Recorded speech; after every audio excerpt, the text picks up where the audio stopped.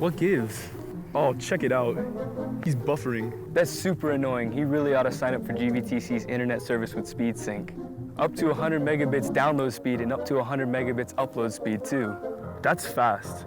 Finally, he'll stop buffering at the worst times. Call GVTC today for SpeedSync internet service and say bye-bye to buffering. GVTC, just plain smart. When he's done loading, this is gonna be hilarious.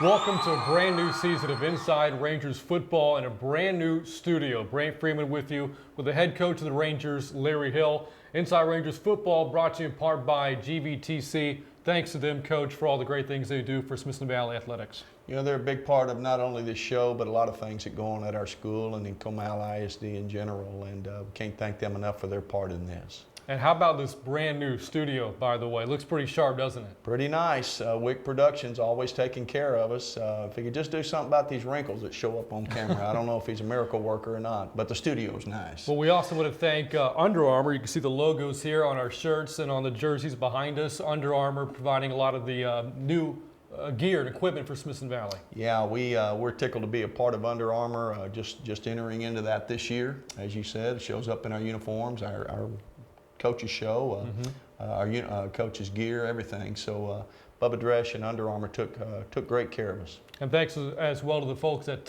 Shutt for providing some of the helmets here for us. Right, Ronnie Flowers, who we deal with a lot throughout our, and Athletic Supply, who we deal with a lot throughout our program, providing the helmets. So a lot of people making this show and our program go.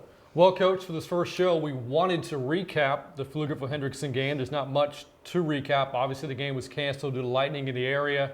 You know, you get into the game, fans are packing the home side of Ranger Stadium. The hype of high school football being back is here.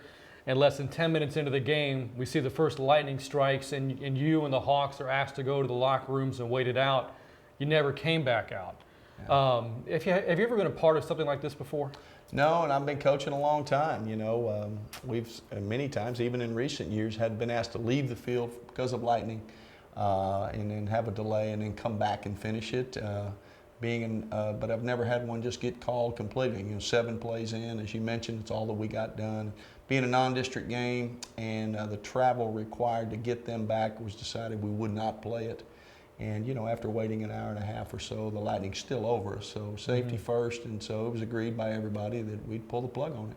Well, there's a glass half full approach, you know, to what happened. That, well, it's one less game of punishment your players' bodies go through. It's another opportunity to stay fresh. But the glass half empty of a look at it would be that it's also one less game you get to get ready for district play, and one less game of experience some of your younger guys get. How do you look at that glass? Well, you know, both ways. You're right. You know, we've got a chance to get healthy, stay healthy, and then a whole weekend off that we normally wouldn't have had. So that part's good. But in an 8-team district where you immediately get into district after 3 weeks, you know, now instead of having 3 non-district games, which is a small amount, we're only going to have 2. But on the other hand, there's just not a whole lot we can do about it, so we're just going to play the cards that are dealt us. Well, we did get to see some football on Friday. You took the opening kickoff back over 40 yards. Great return by Josh Dillon. I know that there was a chance for more at that. Right. A couple of plays later, Josh makes a great catch on 3rd down and moved the chains. I know that opening possession ended up stalling out, ended up in a turnover on downs, but given the limited time you did get to see your team play Friday, what did you make of it? Well, you know, I thought our players handled game week well. I thought they handled first week of school well. You know, just all the things that early in the season, it's almost like learning to drive a standard vehicle. You know, you got to think about every little thing, and I thought we handled that pretty well. Did a few things well, as you mentioned. A couple things offensively kind of sputtered, and then of course Hendrickson has a really good football team, so we knew everything wouldn't work according to plan. But so yeah, we did some things okay, but the real test will be this week. Well, so the fans really don't know a lot about this year's team because, again, they only saw 4 minutes and 12 seconds of game time from this past Friday. But obviously, you work with the team closely. There was a scrimmage a couple of Fridays ago against O'Connor. So as you look at this year's team, what stands out about this group? Well, you know, I think anytime you talk about team, you talk about individual, well, this player, this position, that position. But the thing that stands out to me is we've got great team chemistry. Starts with our seniors. I think they've decided that they're going to do the leadership roles. They're going to take that seriously. And they have created great cohesion amongst our team. And that's hard to do. When you have 82 players and a dozen coaches or so, that's a tough nut to crack. And so far, it's a long season, so we'll see. But so far, they're getting along well. They're playing their roles well. They're supporting each other well. Makes it easy to come to work every day. Well, we still have a lot more coming up here for you on our first show of 2016. The ever so popular Little Men segment, along with Senior Moments, Rangers Trivia, and we're going to preview what is now the season opener against Austin Anderson. All that coming up right here in Inside Rangers Football.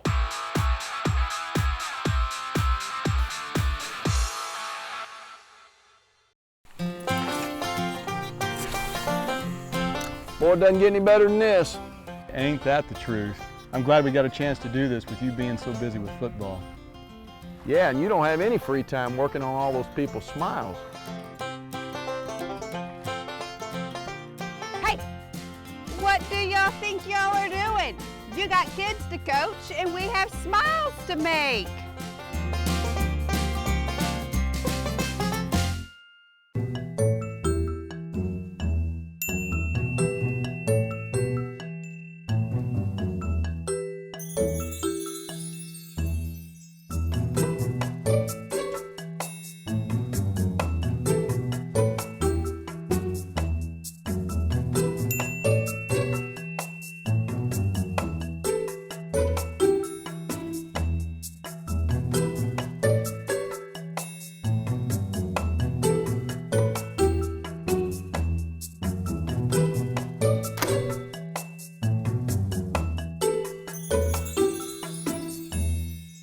Cool, right? I can control just about everything in my home from my phone since GVTC installed our Connect Home security system.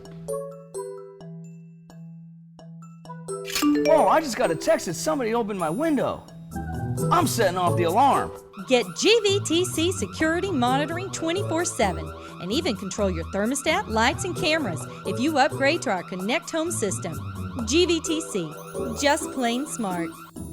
Welcome back to Inside Rangers Football. One of the more popular segments on this show is Senior Moments. A lot of the moms, in fact, of the game of the season opener were asking about when is their son going to be appearing on this, on the TV show. We got 3 of them up first for you, and we'll let Emily take things over from here. Emily? Thanks, Brant. Thanks, Coach. So I am here with Tyler, Connor, and Tyler. Boys, I want you to do me a favor. Before we get started today, get your phones out. Text your mama you love her. Why did the guy at the orange juice factory get canned? I'm not sure. Because he couldn't concentrate. You know what's funny? They probably don't get it because their moms didn't make them juice with concentrate. Do y'all know what concentrate is? Tyler? Yes. Tyler, I heard that you had a special talent. The boys gave you up. Can you let me hear that? I can.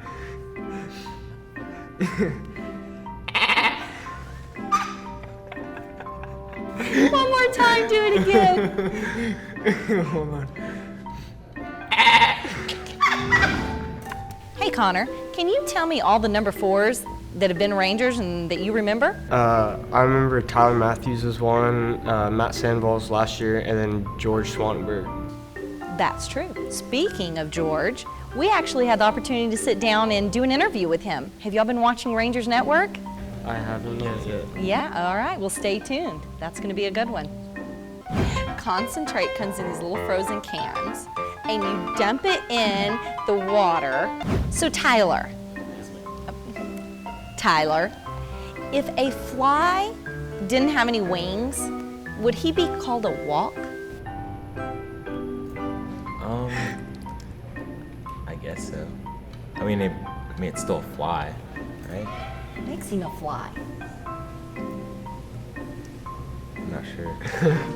Good question, huh? Yeah. And it melts it, and you stir it, and now it's juice. So it's like frozen? Yes. All right, guys, I have a little competition for y'all. We're each gonna take a balloon, and I wanna see who can blow it up and pop it first. Are you ready? On your mark, get set, go.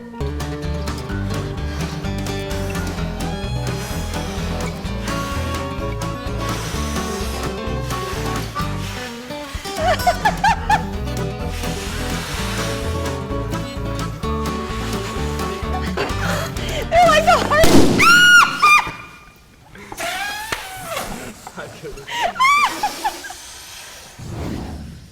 Thanks, Connor. Thanks, Tyler.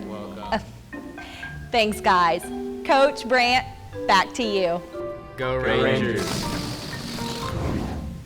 Thanks, Emily. Fun segment to kick things off here in Inside Rangers football. And Coach, looks like this team's a little full of hot air. Hopefully they're a little bit better at playing than doing that. Hopefully so. We're going to find out this coming Friday against Austin Anderson. But I tell you what, we're going to kick things over now to the Little Men segment. And this week, Coach, we're looking at the draw play. Today's Little Men segment concerns something called the draw play in offensive football. Many people have heard of the draw play. Maybe they wonder a little bit about what the intricacies of it are and how it's designed and how it's set up to work. The draw play is simply fooling the defense. You're trying to make them think it is a pass play when in fact it is a run play.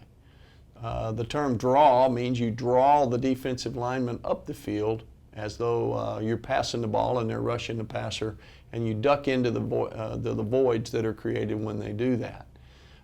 Let's go to the little men and take a little bit better look at what it's supposed to be. Represents our quarterback here. As he takes the snap, he will turn and actually look to his right or look to his left as though he's going to pass the football. Our offensive linemen retreat like they do whenever they pass block. We're counting on the defensive lineman seeing the quarterback's motion and the offensive lineman's reaction begin to rush up the field as they would on a pass play. So when they do this, they create some natural voids in the defense for the quarterback to duck into.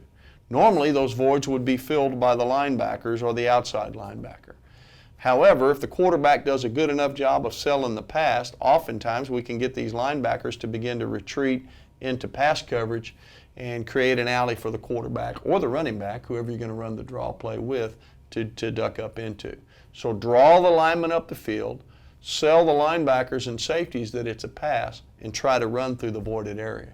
The draw play with the little men. Now let's go to live tape and watch it in action. Here's a quarterback draw play from a game a year ago. You can see our quarterback looking to his right, pretending to throw to the receiver who has a circle around him. And you can see the outside linebacker for our opponent running to pass coverage. He's convinced that this is a pass play. He's in perfect position to make the tackle on the quarterback, yet he thinks it's a pass play. He never sees the quarterback run up in there until it's too late. Big hole for our quarterback, pick up about 12 yards. I think you'll get a better visual from the rear. Surveying the line of scrimmage, take the snap. Linemen are pushing and getting a defensive lineman away from the point of attack and up the field. Running back seals the last block, and then there's a big hole for our quarterback. It's a quarterback draw play. I think we have another clip of the same play in another game a year ago. This time, the quarterback looks to his left. Our receivers fake pass routes. You can see both outside linebackers for our opponent in a white jersey are sprinting for coverage. We put a big circle in the middle of the field. There's a big voided area there that the quarterback's going to run through, and he's got a straight line shot to the end zone. From directly behind the quarterback, you can see how it opens up. Takes a snap. The lineman push those guys up the field. Quarterback looks to the left as though he's throwing to the left. And it's just him and the referee as he goes down the middle of the field. We can run the draw play with a running back. Here's a clip from a few years back. Looks like a rollout pass. Our quarterback takes a snap, rolls to his left. Both backs go with him to the left. So it looks like a different kind of pass play, a rollout pass. As he goes, he drops the ball to the halfback. You can see both of the linebackers in the red sprinting to the right to take care of the quarterback on the rollout pass. It's a cutback draw play. Get a lead block from the fullback and a big hole in there for a halfback, and he goes 60-some-odd yards for a touchdown, untouched on a draw play. From behind the defense, you get a real good look from the end zone. Again, the quarterback rolls left. The linemen push them to the outside to create the alley in the middle. And the fullback makes the block on the remaining defender, and you can see the size of hole that our tailback had. So, we can run that play with the quarterback, as you saw, and now you're seeing it with the tailback. The draw play, something every offense needs. If you're going to run the ball or throw the ball, you need to be able to run the ball when they think you're throwing the ball, which is what you just saw. And now, let's go to Ranger Trivia. This week in Rangers Trivia, due to last week's cancellation against Pflugerville-Hendrickson, the Rangers won't play a non-district home game this season, which is unfortunate because Smithson Valley's had a recent stretch of dominance over non-district teams at Ranger Stadium. What is Smithson Valley's current winning streak in non-district home games? Is the answer A, 9 games, B, 10 games, or C, 11 games? The answer is C, 11 games. The Rangers haven't lost a non-district game at home since the 2010 contest against MacArthur. So yeah, Coach, that piece of trivia right there, the winning streak in non-district home games at 11. And the good news is, with no non-district home games left in the schedule, that streak is going to extend another year. And what a deal. You can extend a streak without doing anything. So we made it easy this year. In fact, the next home game will be the district opener against Steele coming up in a few weeks. But we're going to take a break here in Inside Rangers Football. Up next, we're previewing the season opener against Austin Anderson. We're back in a moment.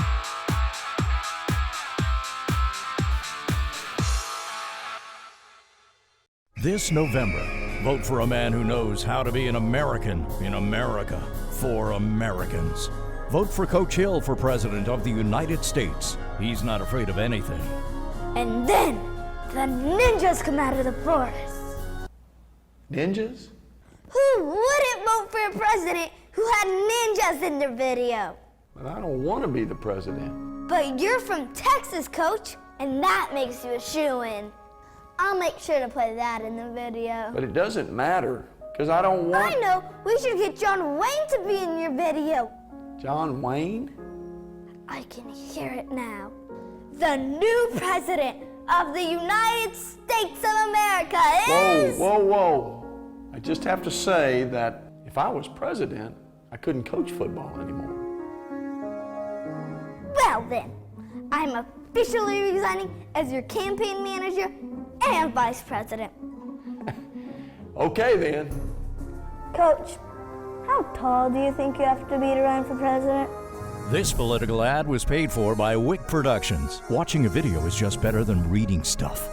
I'm privileged to work at GVTC, not only to work for a company that provides excellent products and services, but also through the GVTC Foundation to be able to support the communities that we work and live in, serving those communities. Any individual can donate.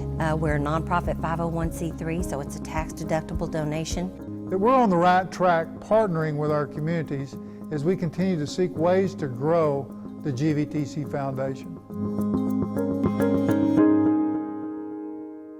Welcome back to Inside Rangers Football. Now we'll look ahead to the season opening opponent for the Rangers, Austin Anderson. The Trojans come into the game 0-1. They lost their season opener last Thursday to Austin McCallum, 27-21. Coach, we know that. We know they finished 4-6 a year ago. But Ranger fans who follow your program aren't all that familiar with Anderson. What do you know about this team? Well, we played them in 96 and 97, way back when in non-district games. Lost the first one, won the second one. Obviously, all those kids have moved on. We went to the game as coaches the other night. They played a Thursday game against McCallum. That's a long-standing rivalry, traditional season opener, packed house, and frankly, they just made some mistakes early in the ball game that cost them the game. Kind of dug themselves a hole. Made a rush to come back in the second half and kind of, just came up short. Lost 27-21 as you mentioned. So, got a couple of explosive receivers. Really two really fine linebackers. Coach Rhodes have a long history. He's a former offensive coordinator at Westlake. Prior to that, he was offensive coordinator at Katy.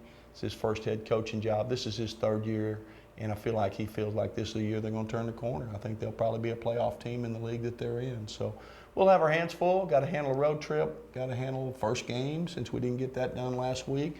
And playing an unfamiliar opponent in an unfamiliar place. So the challenges are there, and we got to handle them. Looking at more of the X's and O's, you talked a little bit about the offense. They had less than 200 yards of total offense in their opener and only 8 first downs. Also, you noticed, and it appears that they were much more pass-heavy than run. What else do you see in terms of what they want to do in offense? Well, I think they're wanting to do that. They've got a couple of explosive receivers. They have a quarterback who's a returner from a year ago. McCallum was able to put some pressure on them. They had some penalties that brought back some big plays, but I think at the end of the day, they want to feature those guys. They're going to run. They're going to be about 50-50 run and pass, but I think their explosive plays, I think they feel like are going to come through the air, and we've got to keep an eye on those guys. Something else you noticed when looking at the box score was that defensively they played pretty well. They gave up some yards and some points, but in the second half did not allow McCallum to score, and they got a defensive touchdown as well in the third quarter that brought them within 6. What do you see from the Trojans on that side of the ball? Well, early in the ball game, they were hurt on the outside run. McCallum had great success running on the edges, and you mentioned halftime. They went in, obviously made some changes, not just to their alignment, but just how they played it, and they shut them down. They really weren't able to do that in the second half, and then their offense came on, as you mentioned, and just weren't able. You know, you dig yourself too big a hole, it's hard to come all the way back, and they fell just short. I would imagine they, like us, are going to be looking for a faster, better start in the first ball game back. You hear coaches say a lot that you're going to see the most improvement from a team from the first game to the second game. Obviously, you don't get that this time around. This is going to be your first game. So given that dynamic of not having worked out the kinks and correcting mistakes, how do you feel your players are going to approach this game coming up? Well, you know, there's nothing we can do about what has happened. So all we can really do is control the week of practice, control the dynamics of game day.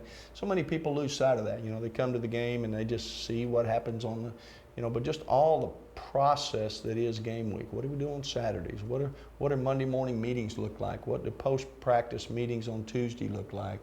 What are my position meeting? There's just so many dynamics that go into a game. And at 7:30, when the kicker puts his foot to the ball, then we go out and see how it all comes out. And you're right, improvement from game 1 to 2 is usually vast. They've got that advantage on us. We didn't have a game 1. Well, the Rangers season opener is coming up this Friday. It's going to be a 7:30 kickoff from House Park in Austin, and coverage of the game can be seen right on rangersnetwork.com with pregame coverage starting at 7:15 with the Rangers radio call of that, and also coming up for the first time this season on Sunday at 6 p.m., the first Rangers replay watch party at Max's Roadhouse. That should be a really fun Sunday night. Well, there's no doubt. You can go to the game and or listen to it on radio live, and then the next, I guess in the next 2 days, then go ahead and watch it. You know, go ahead and watch the televised replay of it, and then of course we have the coaches show a little later in the week. So you got a lot of ways to follow Ranger football. All right, I'll tell you what though, coming up next here on Inside Rangers Football, it is the reintroduction of the district picks with Dr. Ferris and Dr. Hembry. Thanks, guys. I'm Tyler Ferris. And I'm Megan Hembry. And we are Ferris Orthodontics, and this is your Week 2 Picks of the Week. Line them up. All right, my Week 2 game, Lake Travis, Steele High School, barn burner. Early in the season, this is a toss-up, could be anything for anybody. I'll give the edge to Lake Travis. Okay, my Week 2 pick of the week is between the Brennan Bears versus the Judson Rockets. Bears are pretty tough. Bears could eat Rockets. But I think ultimately the Rockets have got this one just being faster. So I'm going to go with the Judson Rockets this week. Time for our Week 2 Game of the Week, Smithson Valley Rangers, your very own, against the Anderson Trojans. I'm going to take a moment here and be very honest. I don't even know where the Anderson Trojans are from. I don't know where they play, what town they're in. It's not of any matter anyway. No, I think the Rangers have got this one. All Rangers, no doubt. Anderson who? Back to you guys. Go Rangers. Well, both Dr. Ferris and Dr. Hembry like the Rangers to win this Friday. That's a pretty solid pick. I agree with them. Hopefully they'll do that every week, and we'll give them cause to do that every week. Well, Coach, this has been our first show of the 2016 year, but a lot has changed from over the past several months. Now we've introduced the Rangers Network, a lot we've thrown out at our viewers here today between game coverage and anything and everything Rangers, the TV show, the replay. If you want updates on everything that we're doing at Rangers Network or in Smithson Valley Athletics, you can subscribe to the Rangers Network by simply texting the word Rangers to the number 42828. And with that, you get emails to your email address with constant updates. Anything that we put on the website will be forwarded to your email address so you can stay up to date on everything Smithson Valley. Rangers Network, it's going to be a great thing. And like you said, just text that number and text that word to that number and you'll get all the updates. All right, Coach, well, that's going to do it for our first show. Looking forward to the first game of the season this coming Friday. Well, thank you, Brant. Go Rangers. All right, that again, Coach Hill. I'm Brant Freeman. Thanks for watching. This has been Inside Rangers Football, brought to you by GVTC.